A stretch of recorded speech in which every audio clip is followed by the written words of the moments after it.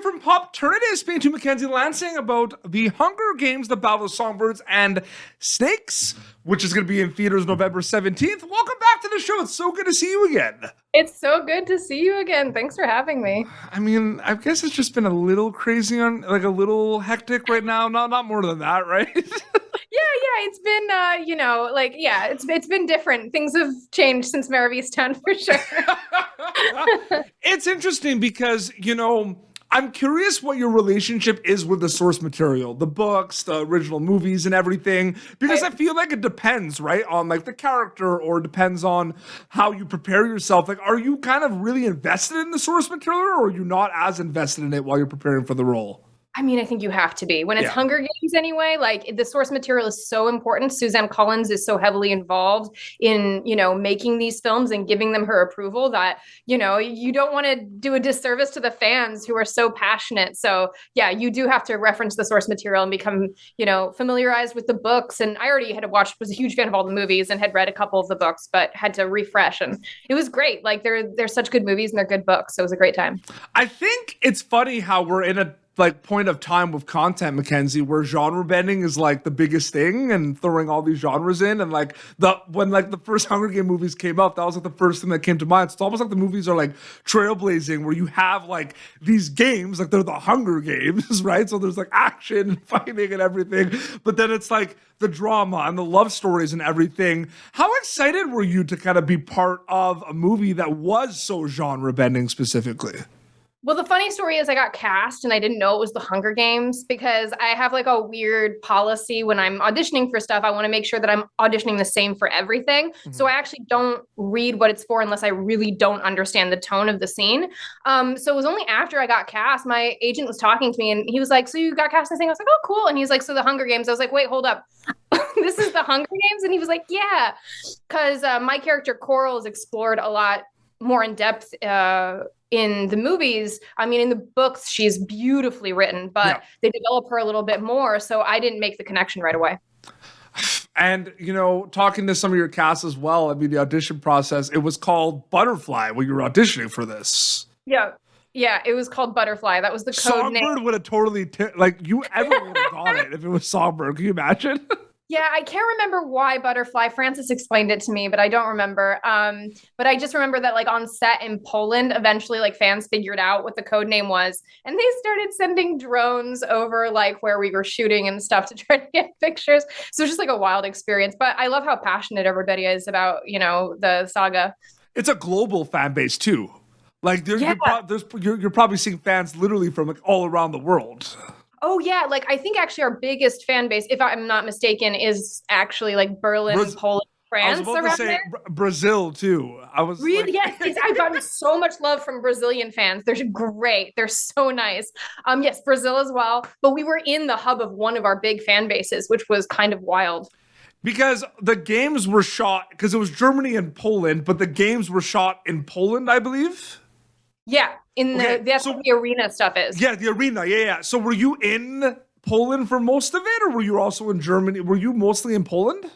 So, yeah, like basically the tributes, we got there early and we had like a month of stunt training together before like we even started shooting. So we became really, really tight. And it was kind of like the real Hunger Games because every day we would show up for our call for stunt and we would do that, that sequence, the fight where the big fight as we called it, where everybody would rush for the weapons. We did that over and over every single day. And I mean, I feel like because it's so immersive and it's the arena and everything, like, I know there's like times to downtime in between breaks, go to base camp and everything, but are the conversations like dialed into the craft? Like, what are you all talking about in between takes and stuff and just hanging out at lunch? Like, are you invested in it or like, do you really need like a break? Like, I'm just curious about that when you're filming it. I mean, I think it depends what scene you're doing. Like one day you're just like walking around under the backdrop, maybe you're not, but like a lot of it was very physical. And for me anyway, I had to be very angry. So like, to get into that headspace, I do try to like stay focused at least, when I'm like 30 minutes out or whatever, but it was such a nice set. And like, we got so close. I mean, your character in Mare of Easttown was also angry. Like she got pissed off a lot of times. She had some Yeah, she had some anger issues. And I remember we did that interview like for Mare of Easttown at a pretty crazy time for your character because the next episode she was going to the police about what happened. So we were like, yeah, I remember we couldn't talk about that yet, and it was just sort of like talking about like the character up to that point, which was funny.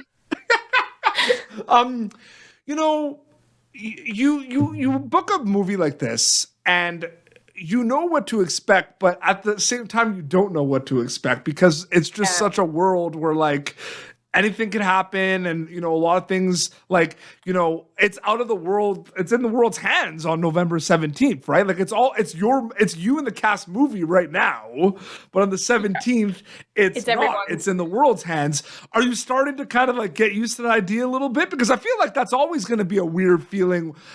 Like whether it's like Mare of Easttown or something else, like it's always going to be like that, right? Yeah, I feel like there are like 3 movies. There's the one that you make on set. There's the one that you see at the screening that you all are sort of like, oh, wow, that's what we were making this whole time. And then there's the movie, like once it's released and how other people perceive it. And it's always really interesting to see how those 3 things either correlate or sometimes are different from what you expected. And I also find it interesting as well because getting back to kind of the genre bending and the arena and everything, I feel like it's interesting because, watching these movies, you'll have the people that like the Hunger Games because of those elements of like the fighting and the arena and everything. And you'll have the people that love it because of the love stories and all that drama. Are you also conscious of the fact that there are many different Hunger Game fans because of those reasons as well? Oh, yeah. And I think that this movie is going to bring in new fans and maybe, also surprise some people because it is very much a character study without spoiling anything. But it is a character study and it kind of brings in, I think, even more in depth those philosophical sort of questions that are asked in the other movies are it's kind of, we dig into it even deeper in this movie, which personally is something I absolutely love about it. I'm excited to see what everybody else thinks. What can you tell us about Coral without telling us about Coral? What kind? I don't know. She's a tribute from District 4. And she's kind of a badass. And that's my way of saying, tell me about your character without going into spoilers. That's all. Yeah. It's tough because I really feel like sometimes we walk on eggshells when we do these interviews because like we know what's happening, but the world doesn't, and it's like we got to be careful. Right. Exactly. Yeah, I think I'll be interested to see what audiences think of her. Yeah, that's such a cool feeling. Like I'm so happy for you. Thank you. I actually, like, full disclosure, I've been on TV before, but like I'm from France and my dad's, lives there. And so this, was the first time something was big enough to make it to his TV in the middle of nowhere, to his theater or whatever. So he went to see it because it was just released in France today. And he called me and left me a voicemail, like crying, because it was the first time he had ever seen me on like a big screen like that. Wow, I'm so happy. Do you speak French then? Yeah, fluently. Félicitations, c'est magnifique ça. Elle parle français couramment.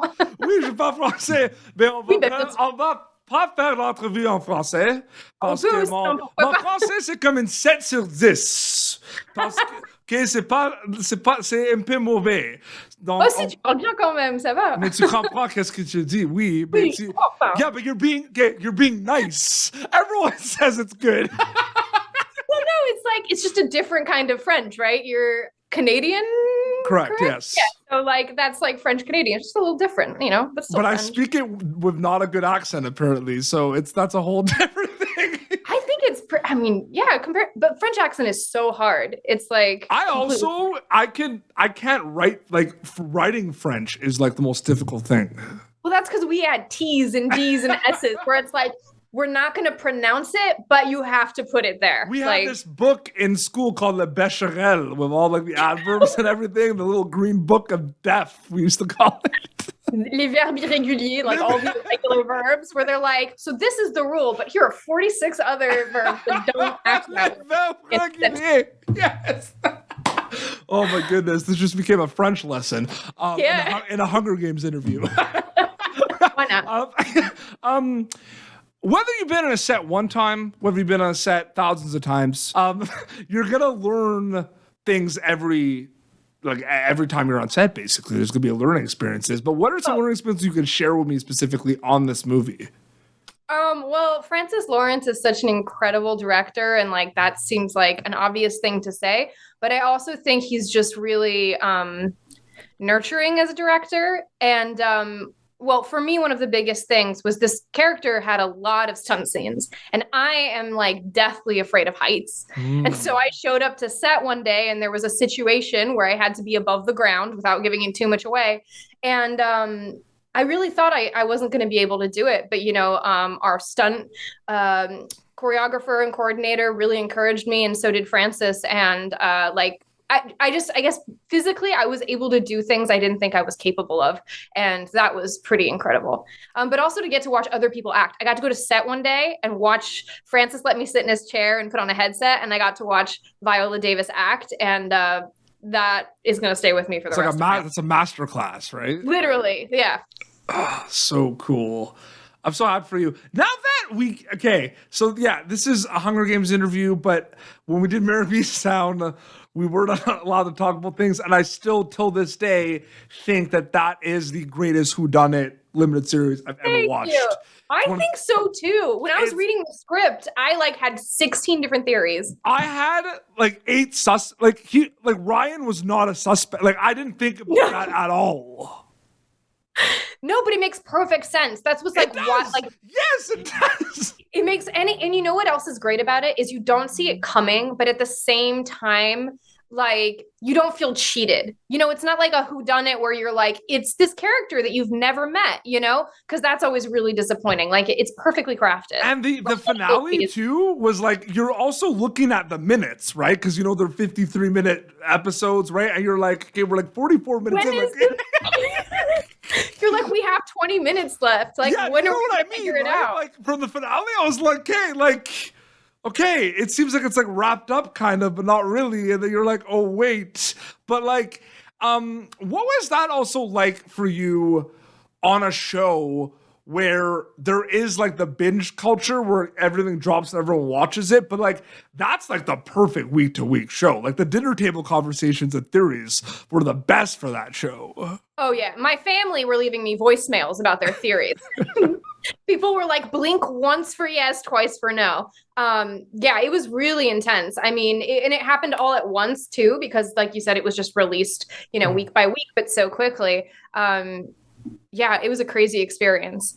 And at that point, a lot of people didn't know that my character was going to develop the way she did. And so it was just really interesting to watch people react to Brianna's evolution throughout the show. Yeah, she was so mean. But maybe she was, I think we talked about it last time, the misunderstood component a little bit, you know what I mean? But she was mean. Yeah. Let me know what you think of this character. But I think that, you know, I mean, you have to, as an actor, you have to find a way in. You have to find a way to feel compassion for them and to understand, even if that doesn't justify what they're doing, to be oh, this is how they became this person. Mackenzie, so great chatting with you again. Thank you so much for coming back on the show. Thank you so much. Thanks for having me. Thank you for tuning in to Popternative. Make sure to check out our past episodes of Popternative on YouTube. This has been an Autograph Communications production.